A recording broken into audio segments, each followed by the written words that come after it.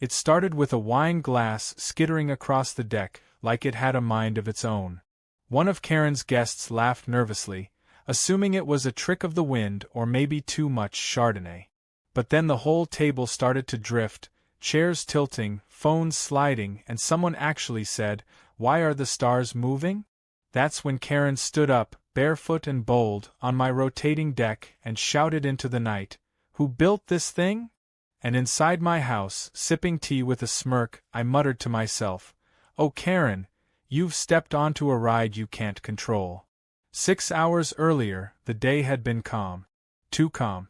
My morning began with birdsong and the soft hum of the solar panels kicking in as the sun crested the hills behind my house. I'd retired early from a career in advanced robotics, and while most folks spent their golden years gardening or golfing, I spent mine building the kind of innovations that would make a Bond villain jealous. Only mine were mostly harmless. The pride and joy of my little hilltop paradise? A fully automated, solar-powered rotating deck that turned 15 degrees every hour, giving me a changing view of the lake, the woods, the mountains, and the sunset, all without me lifting a finger. Quiet, elegant, and totally private. Or at least, it used to be. Karen moved in 3 months ago. That's when the spell broke. Her arrival was hard to miss. She showed up with a moving truck full of antiques and opinions. The first thing she did was host a Meet the Queen barbecue for the neighborhood, where she made it abundantly clear that she had taken the reins of the HOA as acting president. Apparently the former one had moved to Arizona to escape the madness. I now suspected he meant Karen specifically. She walked around like a tour guide with a clipboard, noting rule violations like she was tagging endangered species. Wind chimes? Noise hazard? Solar panels?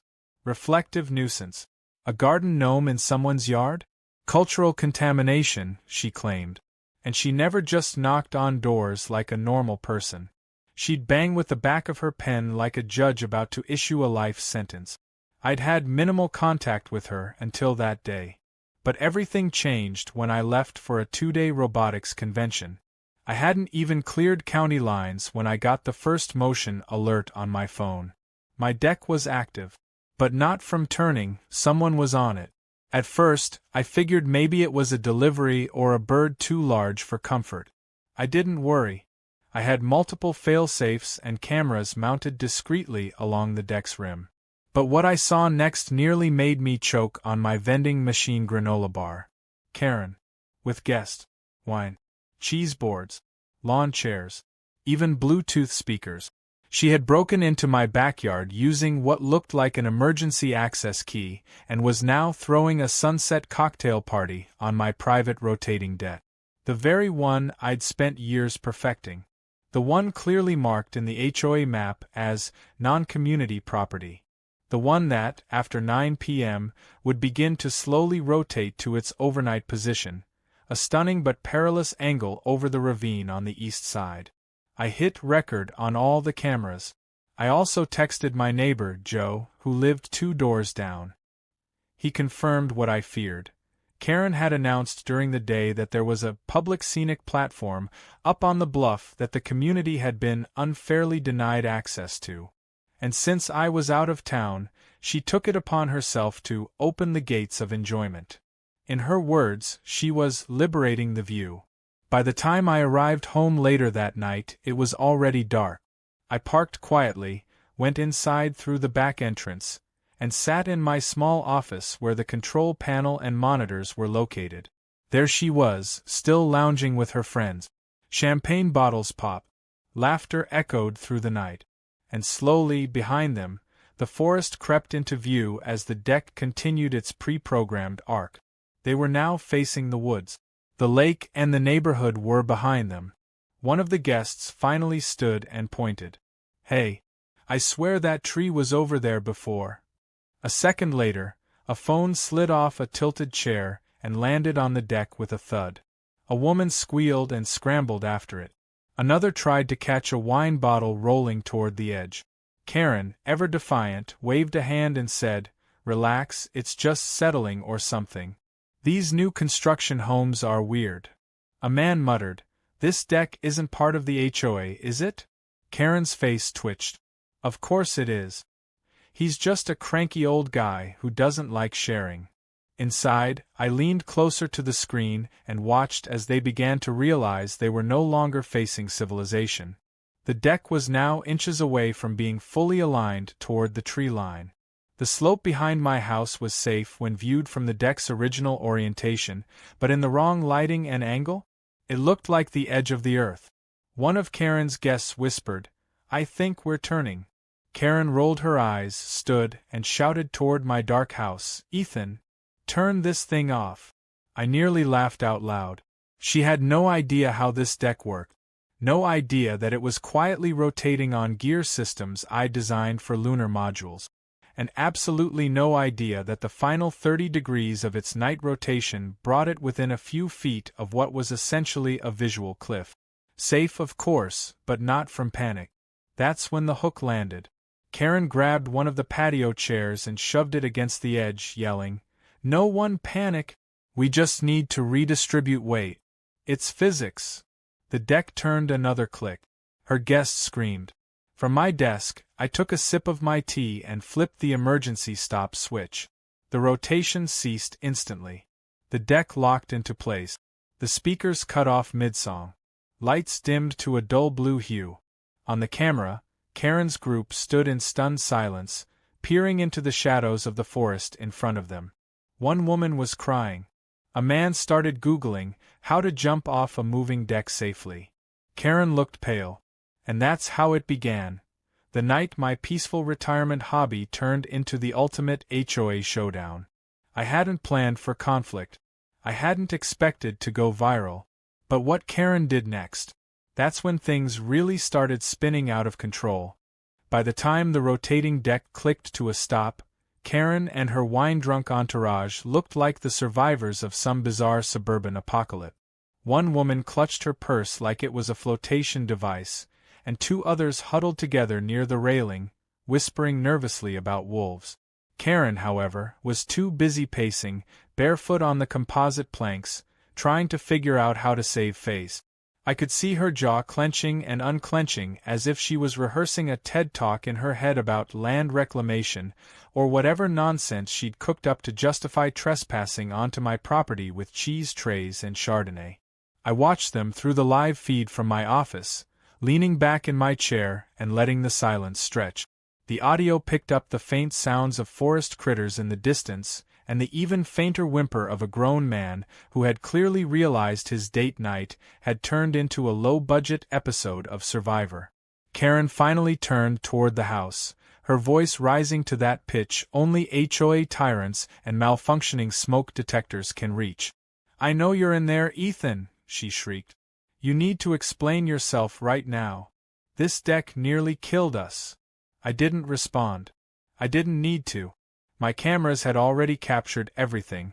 Her using an emergency fire access key, her speech to the guests claiming the deck was community property, and every minute of her absolute refusal to leave even when things began turning. At some point, this would be legal evidence, but for now it was just wildly entertaining. Still, I figured the scene had gone far enough. I flipped on the deck lights remotely, bathing everything in a soft white glow. It was a subtle way of saying, "I see you." Karen flinched at the sudden illumination but quickly adjusted, pulling her sun hat down tighter like a battle helmet. "Fine," she snapped at her guests. "Let's go. We'll talk to the board about this. He can't just build amusement park rides on a shared bluff." As her group filed off the deck and trudged across the lawn, one of the men muttered, "Pretty sure this isn't shared anything." Another whispered, "That was awesome, but never again." Karen spun toward them with a politician's forced smile. "Let's keep the energy positive, folks. No need to let one grumpy neighbor ruin a perfectly good evening." Back in my house, I watched them exit the property, then reset the deck for morning alignment. It began turning back to its sunrise position, slow, silent, efficient. I left the lights on for a few more minutes, just in case any of them tried sneaking back under cover of darkness. But no one did. Karen had learned something that night. My deck moved, and she had no idea how or when. The next morning, I was greeted by the usual email from the HOA, a weekly digest of announcements, complaints, and laughable threats. But this time, something new had been added. Karen had submitted an official grievance against me, 12 to be exact. They ranged from unsafe structural feature causing emotional trauma to unauthorized technological installation on shared neighborhood space. She even claimed her dog, who hadn't even been present, had developed anxiety due to the spinning sensation. I couldn't help but laugh. She'd essentially thrown a party on my property, endangered her guests, and now she was blaming me for not warning her that my deck wasn't just a regular porch. I scrolled through the complaints and noticed she'd requested an emergency hearing with the HOA board. That was fine by me. I had nothing to hide and plenty to show. Later that afternoon, I took a walk to clear my head and happened to pass by Karen's house. She was out front with a new decorative sign she was hammering into her lawn. It read "Community First" in cursive letters, surrounded by plastic butterflies. I paused for a moment, mostly to admire the irony. "You think this is funny, don't you?" she said, not even turning to face me. "I think irony's underrated," I replied. Karen spun around, her smile as fake as the butterflies. "You built a death trap on a cliff, and you let us walk right onto it." "I didn't let you do anything," I said. "You used an emergency fire access key to trespass. That's on you." Karen waved dismissively. "Oh please, no one uses that key anyway. It's symbolic." "Well, it just symbolically recorded everything on security cameras, including your 'this is now public space' speech." Her face twitched again, a subtle tic I'd begun to enjoy spotting. "I'm taking this up with the board. You'll be hearing from them soon." "I look forward to it," I said calmly. That night, I got a text from Joe again. "Karen's already trying to flip the board. She's been handing out baked goods and flyers. She's trying to turn it into a referendum." It was both hilarious and slightly impressive. Karen wasn't giving up, she was doubling down. I figured she'd try to paint herself as a visionary being punished for building community bonds. What she didn't know was that I had a bit of help on the board. My niece, Hannah, had just moved into the neighborhood a year ago, and while she mostly kept to herself, she also happened to be a civil engineer with deep roots in the HOA charter. And unlike Karen, she read the fine print. 2 days later, I got the formal invite. The HOA hearing was scheduled for Saturday morning at the clubhouse. Karen had officially filed to have my deck deemed a rotational hazard and psychologically disruptive structure. She'd even included photos of her guests looking distressed, along with a blurry screenshot of the moment someone dropped their wine glass. Perfect. I spent that evening compiling a presentation, complete with permits, engineering specs, and time-stamped surveillance footage. My favorite part?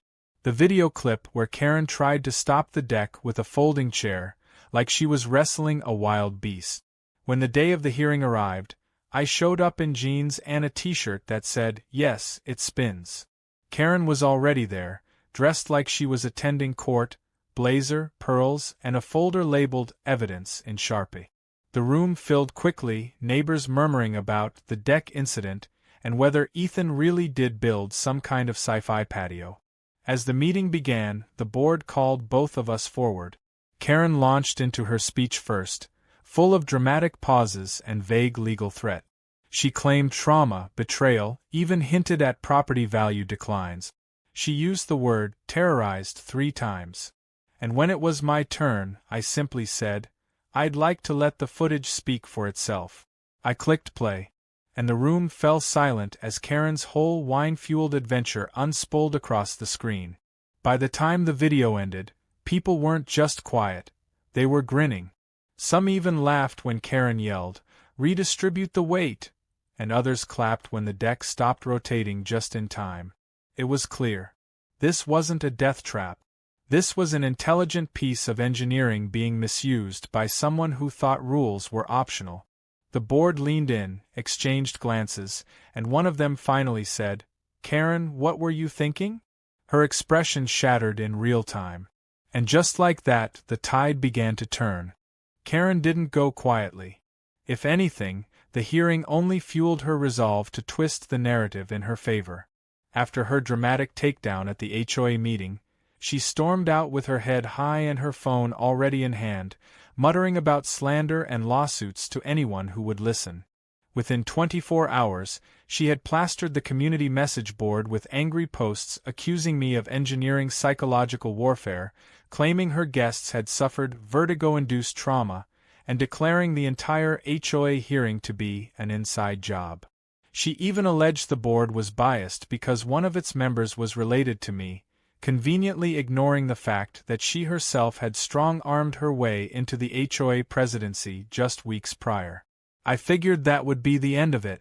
The hearing had gone on the record, the board had ruled in my favor, and Karen had been officially cited for trespassing and misuse of HOA emergency access protocols. She was fined, stripped of her temporary presidency, and publicly warned that further misconduct would result in formal legal action. But Karen wasn't done. She never admitted fault. She didn't believe in consequences, only narratives. And in hers, she was the brave revolutionary standing up to a mad inventor with a dangerous spinning platform. I started noticing strange things after that. First, the landscaping crew that tended the shared front lawn didn't show up for their weekly maintenance. I called the head contractor, who sheepishly informed me that someone had told them my address was now considered off-limits. Then my trash cans were moved off schedule, and the city flagged my address for bin tampering. I even received a flyer in my mailbox from a new neighborhood initiative, Stop the Spin, featuring crude Photoshop of my deck superimposed over a UFO. It would have been funny if it wasn't so calculated. Karen was trying to rally the neighborhood against me, painting herself as a victim of tech overreach and aggressive innovation.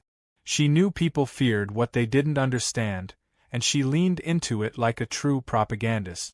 She started inviting neighbors to her home for little info sessions, offering cookies and coffee while playing distorted clips of the deck rotation, cropped to make it seem like it spun violently instead of gracefully. She showed screenshots out of context and even printed photos of her guests looking frightened, some mid-sneeze or mid-blink, as proof of psychological damage. But here's where her plan began to unravel. She underestimated just how many neighbors actually enjoyed watching the deck rotate. Joe, the same neighbor who'd tipped me off earlier, had filmed time-lapse from his back window and posted them online. The videos gained traction, especially after the HOA incident made its way to the subreddit r/EntitledPeople. Before long, someone pieced together a compilation of Karen's wine party and matched it to circus music. That clip alone racked up over 3 million views in a week. Redditors dubbed it the spiral of entitlement, and Ethan's rotating deck became something of an internet legend. Karen, predictably, did not appreciate the fame. She accused me of leaking the footage, which I hadn't done directly, although I couldn't vouch for my nephew, who'd been quietly pulling clips from the house's backup server ever since the incident began. She threatened to sue for defamation, unaware that her entire stunt was captured on my legally owned surveillance system, and I had every right to share it or defend myself using it. When someone in the neighborhood printed out a meme of her yelling, "Redistribute the weight," and taped it to the clubhouse bulletin board, she tore it down and called the police. But the damage was done. Her credibility took a hit, and so did her composure. That's when she got desperate. One night, around 2 in the morning, my phone buzzed with a system alert. Motion detected. Perimeter breach. I opened the camera app and stared, stunned, at the feed from my east yard. There, in the moonlight, was Karen. Wearing all black, her face partially hidden under a scarf, holding what looked like a pair of hedge clippers in one hand and a crowbar in the other. She crept along the edge of the deck, peering underneath it like she was trying to find the source of the rotation. She squatted down and began poking at the motor housing. What she didn't know was that I'd installed a failsafe just weeks prior, a tamper alert system that not only lit up the area in floodlights but also sent a direct ping to the local sheriff's department, tagging it as an equipment sabotage in progress. Within seconds, the yard lit up like a stadium. Karen dropped the crowbar and fell backward, shielding her eyes from the sudden brightness. I turned on the speakers next, my voice pre-recorded in a calm but firm tone. "Warning, you are trespassing. This platform is protected by legal surveillance and law enforcement notification protocols." She scrambled to her feet and tried to run, but the motion sensor by the gate had already opened it for the approaching deputy's vehicle. Karen was met halfway down the path by an officer who, after hearing her incoherent babble about injustice and secret technology, calmly placed her in the back seat. No cuff. Just quiet resignation and paperwork. The next morning, I woke up to headlines. Not major ones, but enough to go local viral. HOA woman arrested after attempted sabotage of rotating deck, one blog read. Another said, Karen vs. the Spinbot, Round 2. Even the HOA sent out a community-wide email clarifying that the board neither condones nor supports rogue behavior directed at privately owned mechanical features. Karen didn't show her face for a few days after that. Her front lawn, once a hub of community flyers and moral crusades, looked abandoned. The butterflies on her Community First sign had begun to fade in the sun. Her mailbox was taped shut with a sign that read, "Out of service." I knew it wouldn't last. She wasn't the kind to quit, just to regroup and retaliate. Still, I made use of the breathing room. I hired a contractor to upgrade the deck's features. New motion sensors, an enhanced locking mechanism, and best of all, a new voice alert that activated upon intrusion. I let my niece write the message, and she went with something that made me laugh every time I heard it. Unauthorized presence detected. This deck rotate. So might your reputation. By the end of the week, the upgraded system was in place. I stood out on the platform one evening, letting the gentle breeze carry me as the deck slowly turned to its sunset orientation. The lights of the town blinked on in the distance.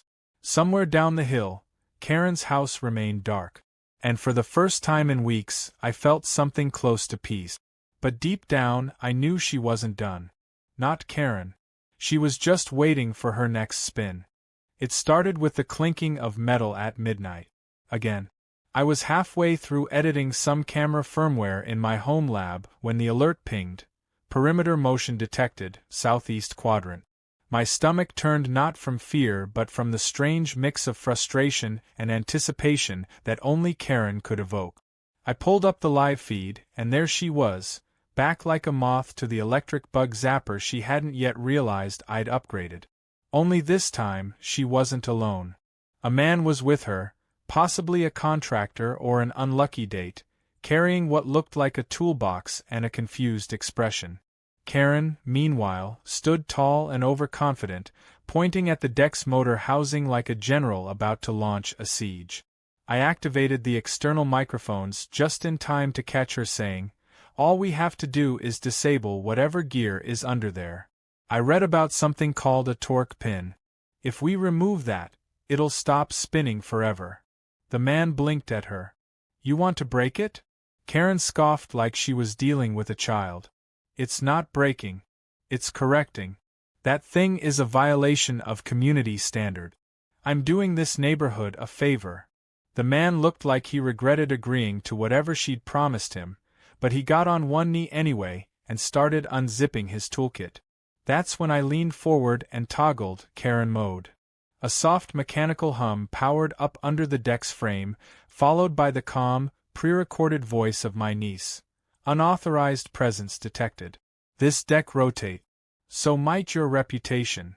The man jumped back so fast he nearly knocked Karen over. She stared at the deck like it had just spoken prophecy. Then came the floodlights, bright, blinding, and automatic. The entire yard lit up like an alien landing site. The man took off running without another word. Karen, of course, didn't move. She squinted through the light and shook her fist at the nearest security camera. "I'm not afraid of your stupid toys, Ethan. You think you've won. She was still yelling when the police showed up again. This time, it was Deputy Ross, who already knew the drill.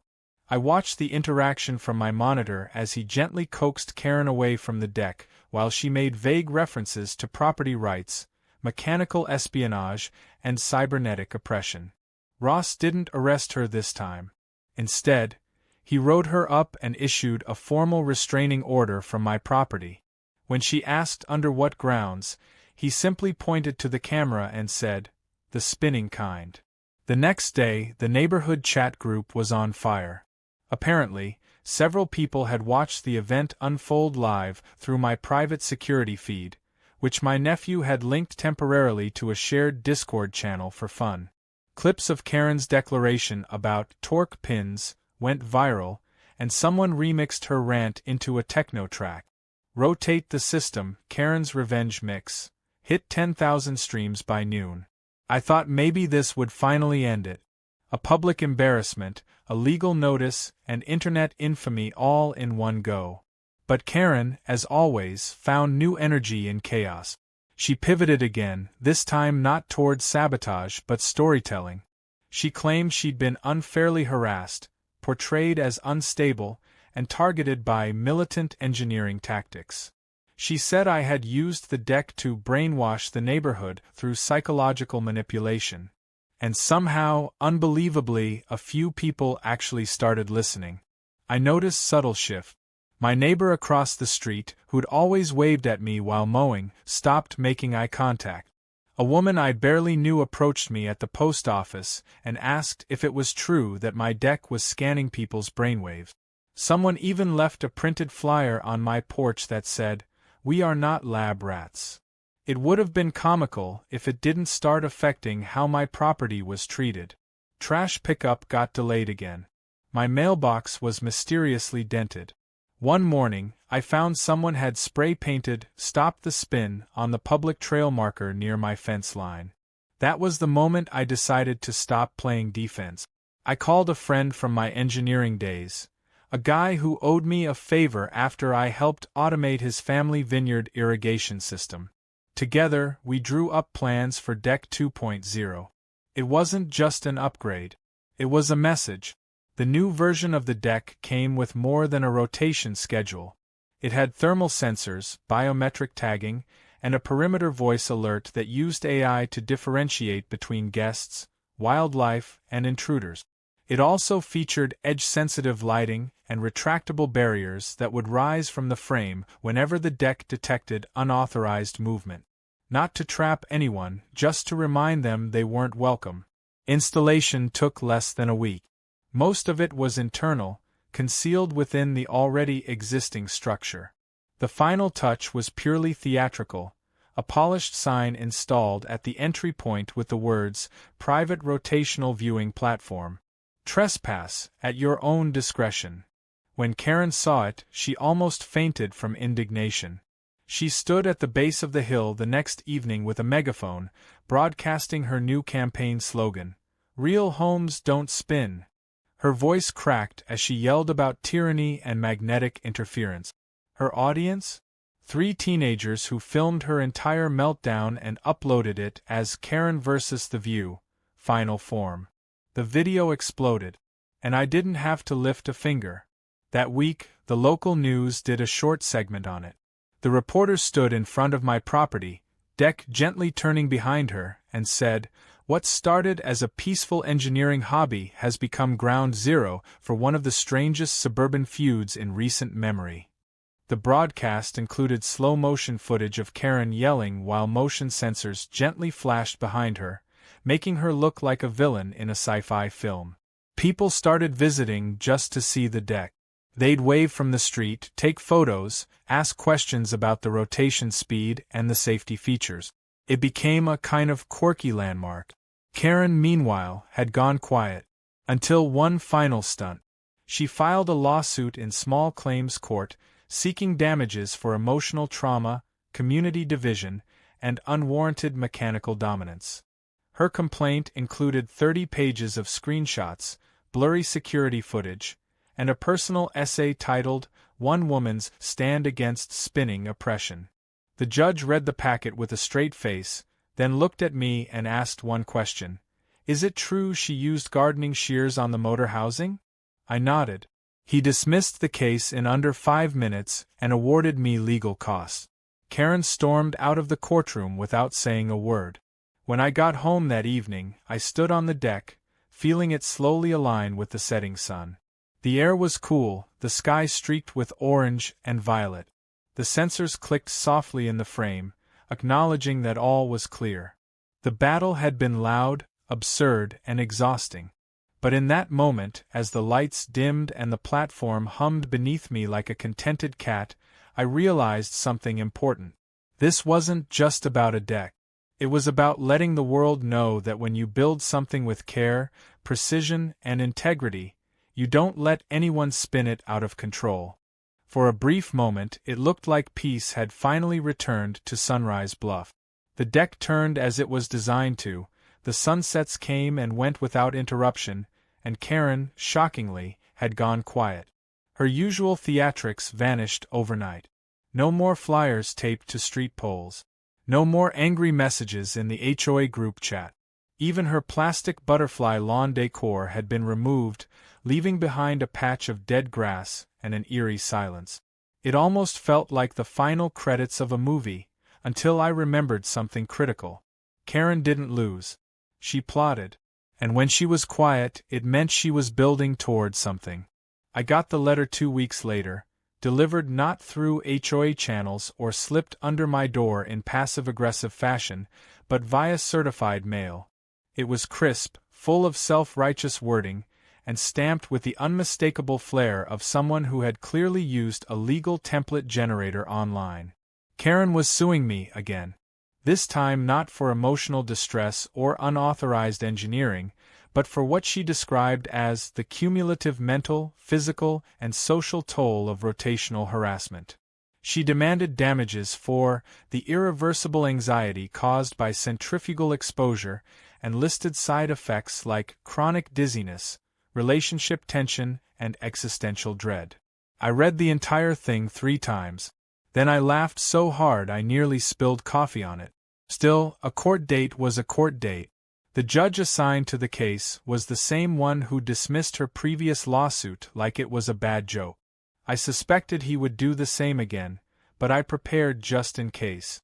I organized a folder with camera logs, system certifications, and neighborhood testimonials. Several neighbors who had attended her infamous wine party offered to provide statements.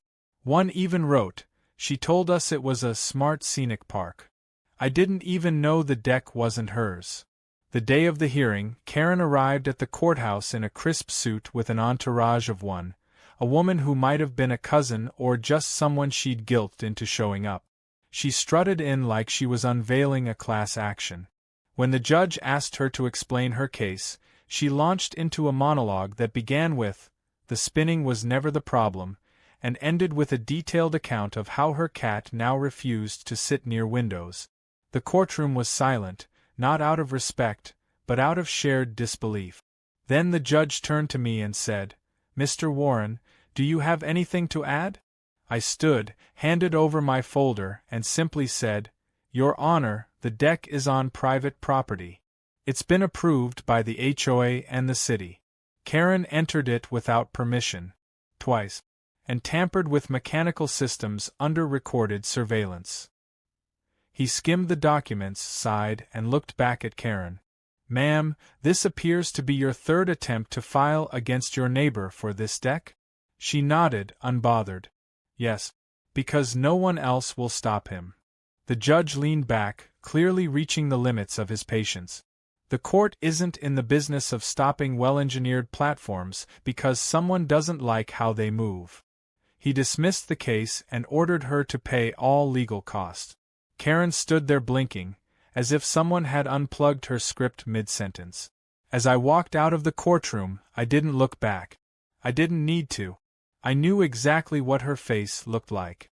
She wasn't just furious, she was unraveling. Word spread quickly through the neighborhood. The HOA issued a final public statement clarifying that the deck had been vetted, and any further interference with its operation would be considered harassment. They even amended the community charter to include a new clause. Residents may not manipulate or access private mechanical structures for any reason without explicit consent from the owner. Several residents jokingly called it the Karen Clause. With her credibility shattered and the legal system firmly against her, Karen retreated. She pulled down her curtains, canceled her weekend brunch groups, and removed herself from the HOA entirely. Her lawn went uncut. The shutters began to peel. Her property, once the loudest in the neighborhood, now sat quietly like a haunted dollhouse no one dared approach. She'd become an urban legend among new residents, spoken about in whispers over backyard cookouts. "Don't tick off Ethan," they'd say. "The last one who tried went toe-to-toe with a rotating deck and lost." Meanwhile, something interesting started happening to my deck. People loved it. Like, really loved it. I started getting requests for tours. Neighbors brought over guests to watch the sun set on the moving platform. A couple asked if they could take engagement photos on it.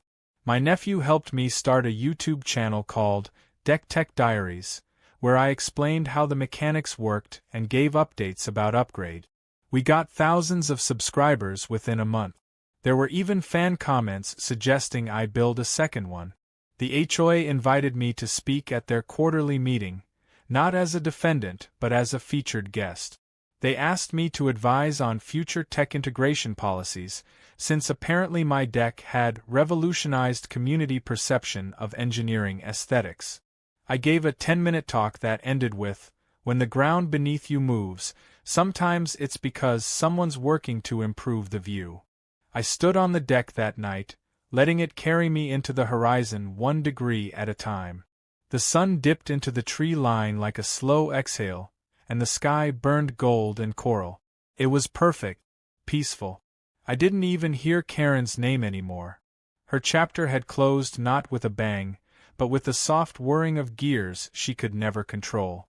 But as with any good story, there was one last surprise. A few weeks later, a real estate sign popped up in Karen's yard. "For sale, motivated seller." Within days, a couple from out of state moved in, young, friendly, and completely unaware of the legend that had lived there. I welcomed them with cookies and a smile. As they looked out from their yard to my slowly turning deck, one of them asked, "Hey, does that thing move?" I just grinned. "Only if you deserve it." And with that, the deck rotated silently, turning toward the next chapter, one I finally got to enjoy in peace.